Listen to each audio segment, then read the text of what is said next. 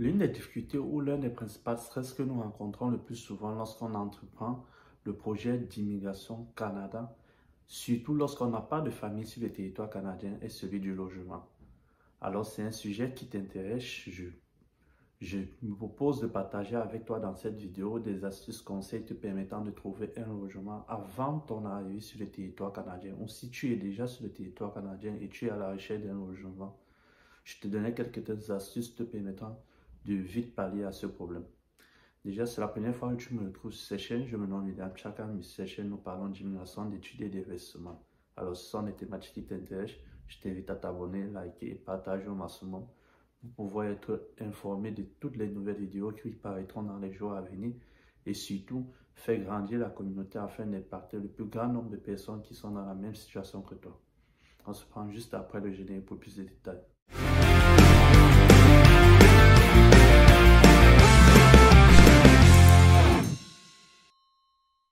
Le logement devient un problème assez sérieux sur le territoire canadien lié à sa rareté et à la cherté des appartements se trouvant sur le territoire canadien, précisément dans la ville de Montréal.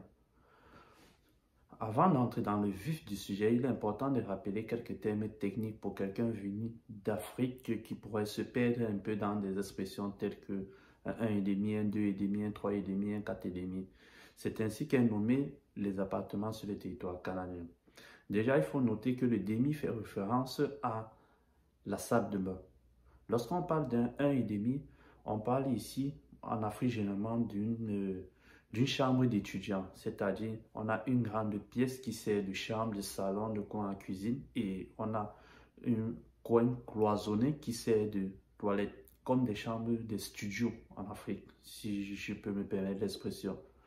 Les 2,5 ici, on parle ici de deux pièces cloisonnées, le demi qui fait toujours référence à la salle de bain. C'est-à-dire on a une chambre cloisonnée et un grand salon qui va servir et une seconde grande pièce qui va servir à la fois de salon, de coin cuisine et de coin à vaisselle. Le 3,5 ici, là on a 3 pièces plutôt. Et le demi fait toujours référence aux toilettes. Dans ces 3 pièces, on a une chambre cloisonnée, on a un salon complètement cloisonné et on a une cuisine qui est cloisonnée. C'est-à-dire 3 pièces entièrement fermées avec une porte et le demi fait référence à la salle de bain. Quand lorsqu'on parle d'un 4,5, on parle alors, ça va ainsi de suite, de 2 chambres cloisonnées avec un salon et une cuisine. Ça fait les 4 pièces fermées et on a la salle de bain. Lorsqu'on parle d'un 5,5, là on a 3 pièces, 3 chambres cloisonnées avec un salon, une salle de bain et une cuisine. Ça fait 5 pièces. Lorsqu'on parle d'un 6,5, on va ainsi de suite en disant, on parle de 5,5, 3 chambres, de 6,5, 4 chambres plutôt, avec un salon, cuisine et le demi fait toujours référence à la salle de bain. 7,5, ainsi de suite, on va grandissant. C'est ainsi que nommer les différents appartements sur le territoire canadien, précisément dans la ville de Montréal. Maintenant, qu'est-ce qu'il faut pour pouvoir acquérir un appartement sur le territoire canadien? Déjà, si vous êtes sur le territoire canadien, la condition aussi pour pouvoir prendre possession d'un appartement locatif, on vous demandera principalement votre pièce d'identité. En second lieu, on voudra prendre votre carte de crédit dans le but de pouvoir recueillir les informations pour étudier votre code de crédit. La code de crédit ici, je ferai une vidéo spécialement dédiée pour cela car elle donne en réalité votre code de solvabilité sur le territoire canadien si vous êtes crédible, c'est-à-dire généralement vous pouvez l'acquérir après avoir fait quelques temps, disons environ même 6 mois sur le territoire canadien parce qu'elle recueille toutes les informations concernant la solvabilité de vos factures de téléphonique, votre loyer, si vous sortez d'un autre bail, de toutes vos factures en réalité. Si vous n'êtes pas solvable à quelqu'un sur le territoire canadien parce que tout est un peu relié. Je ferai une vidéo spécialement dédiée pour cela car elle est d'une importance capitale pour ceux qui viennent d'arriver sur le territoire canadien, pour ceux qui résident sur le territoire canadien et qui projettent de grandes ambitions sur le territoire canadien. Entretenir sa cote de solvabilité, sa cote de crédit est tellement important. Nous y reviendrons plus tard. Donc, comme je l'ai dit, vous aurez besoin premièrement d'une pièce identifiée. Il faut bien qu'on puisse vous identifier. Deuxièmement, on interrogera votre code de crédit. Mais vu que vous venez d'arriver, vous n'avez pas forcément cette historique de crédit. Certains bailleurs pourront vous demander une référence, si vous pouvez mettre en référence votre ancien bailleur, ou si par ailleurs sur le territoire canadien vous avez un membre de la famille ou une connaissance qui lui sort d'un loyer ou d'un bail, qui pourra se porter garant de vous, qui pourra attester votre bonne foi. Là, ça peut aussi passer. Certains bailleurs d'ailleurs ne vous demanderont pas cela, mais je vous parle de ce qui est logique et ce qui devrait être fait normalement. Dans quelques rares cas, peut-être une, deux fois, on ne vous demandera pas vraiment cette historique de crédit si vous venez d'arriver. Mais dans la grande partie, la grande majorité des cas, il vous sera demandé cela. Ensuite, une fois ces deux pièces remises chez le bailleur, car il y a plusieurs personnes qui font la soumission en même temps que vous, il prendra le temps d'étudier et d'interroger votre code de crédit par les deux agents généralement utilisés et qui fassent ces transunions ou interroger votre code de solvabilité. Une fois qu'il est satisfait de cela, il vous appellera pour pouvoir signer le bail. Le bail, le plus souvent, se signe et va sur une durée d'1 an lorsque vous signez le bail et vous payez avant de consommer. Contrairement à ce qui est fait généralement en Afrique ou dans certains pays en tout cas, où on consomme le mois et on paye à la fin du mois. Si c'est totalement le contraire, vous payez au début du mois avant de consommer le mois. D'ailleurs, même lors de la signature du contrat, le bailleur peut vous demander de payer 2 mois. Un mois en gardant comme caution et l'autre mois comme le premier mois. Ça arrive par moment, mais certains ne vous demanderont pas certainement. Ensuite de cela, le loyer, comme je l'ai dit, se paye au début de chaque mois. Vous payez avant de consommer. Et par la suite, les bails vont durer généralement du 1er juillet et vont s'achever le 30 juin prochain. Généralement, le 1er juillet, c'est la période où il y a énormément de déménagements car presque tout le monde devra renouveler son bail. Et généralement, le bailleur se chargera de venir auprès de vous 3 mois à l'avance, avant la fin, minimum 3 mois, avant la fin de votre bail, vous remettre une lettre vous demandant si vous voulez renouveler votre bail ou pas et vous avez un délai d'1 mois maximum pour répondre à cela. Si vous ne répondez pas, le bail sera automatiquement renouvelé au même nom et peut-être avec une majoration de la somme s'il est permis car le bailleur a l'autorisation d'augmenter le loyer d'environ 2% chaque année. C'est de son droit. Mais par contre, vous, dans la maison, vous devez être totalement confortable. Si vous avez un certain gêne ou un problème ou un bruit quelque part, vous n'avez qu'à contacter le bailleur et il se chargera de le ranger le plus tôt possible. Il faut aussi noter que là, on parle juste du bail concernant la pièce, l'appartement. Mais s'il faut relier les factures qui viennent avec l'appartement, nous avons probablement l'électricité ici, qui se paye aussi généralement aux 2 mois ou par mois, ça dépend de vous et de votre entente avec l'Hydro-Québec. Il faut noter que l'eau ne se paye pas au Canada, entre guillemets, on ne paye vraiment pas l'eau.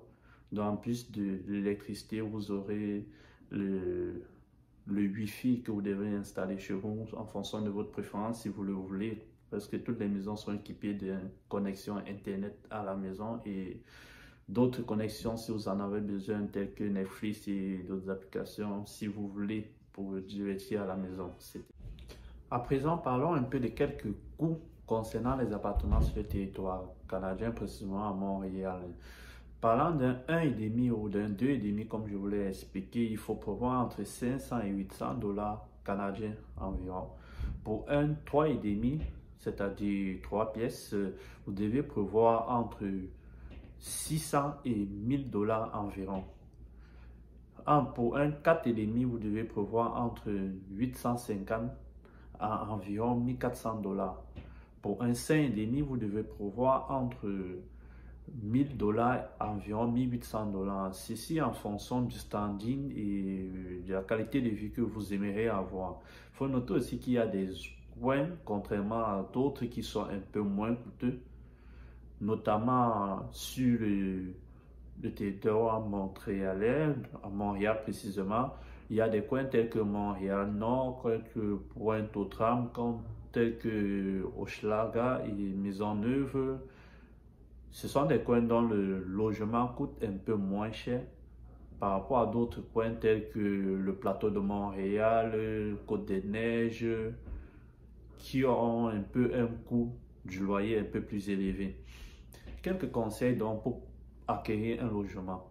Premièrement, les sites où vous pouvez rechercher ces logements, vous pouvez les regarder sur Marketplace, Kijiji, et il y a des sites encore plus appropriés comme Duproprio qui peut faire dans la location aussi. Vous pouvez rechercher le logement à ce niveau. Et tout comme vous pouvez faire de porte en porte en marchant dans les ruelles, vous verrez des pancartes avec des numéros de téléphone comme on le fait en Afrique pour la recherche des logements.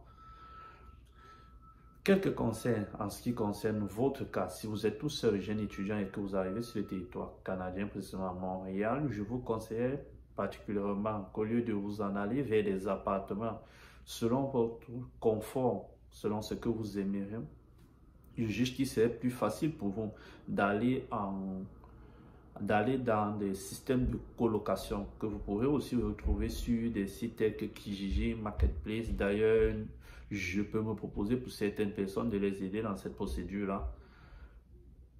Dans la colocation, l'avantage que vous pourrez avoir, c'est que vous aménagez un appartement qui est déjà équipé. Tout y est déjà compris. Vous n'apportez que vos vêtements et il est assez agréable pour quelqu'un qui vient d'arriver. Il pourra se loger quelque temps avant de pouvoir se trouver un logement s'il le désire ou demeurer là pour quelque temps avant de s'envoler vers d'autres horizons.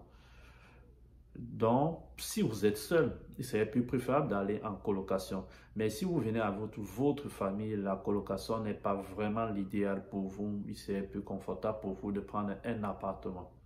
Et là, vous devez respecter les conditions, comme je vous l'ai dit au préalable. Et si vous n'avez pas d'historique de crédit, vous pouvez vous référer à d'autres personnes. D'ailleurs, ce n'est pas tous les bailleurs qui demanderont cette historique de crédit ou cette code de solvabilité. Vous pourrez en trouver et vous expliquer simplement au bailleur que vous venez d'arriver là et il vous comprendra. Pour la recherche des logements, tel que je vous l'ai dit sur les différents sites, vous n'avez pas besoin d'arriver sur le territoire. Déjà de votre pays, vous pourrez entrer en contact avec ces personnes qui pourront d'ailleurs vous faire des visites guidées par des appels vidéo pour vous montrer à quoi ressemble l'appartement, comment est constitué l'appartement et ce qu'il y a dans l'appartement. Et vous pourrez faire votre choix. Il est aussi possible. Dans la dernière partie de cette petite vidéo, je me propose de vous montrer concrètement en quoi consiste un 5,5 pour vous faire une idée plus claire dans la tête. Et j'espère que vous aurez aimé. Et si vous avez plus de questions, je vous invite carrément à les mettre en commentaire. Ciao. Comme je vous l'ai expliqué, lorsqu'on parle d'un 5,5, c'est une pièce un peu pareille. Là, on a la première pièce qui est la première chambre. On s'en va par là. On a notre deuxième pièce qui est la deuxième chambre. On a un coin pour le lave-linge, lave-sécheuse. On a une petite garde-robe, les manteaux et les chaussures d'hiver ou un coin de rangement quoi. Et là, on a notre petit salon. Et on a la troisième pièce qui est là, la chambre. Le salon constitue la quatrième pièce. Vous pouvez voir la dimension du salon. Il n'est pas assez grand, mais c'est un peu à ça que ça ressemble. Ici, on a notre demi, comme je vous parle souvent, ce qui est les toilettes. Dans le salon, et là, on a notre petite cuisinette. Donc, lorsqu'on parle d'un 5,5, c'est à peu près ça, le 5,5. On a une, là on a une, on a deux chambres, on a trois chambres, on a notre espace de lavement, le coin de rangement, le salon, on a la cuisine au fond et on a les toilettes là. Donc, c'est un peu à ça que ressemble un 5,5.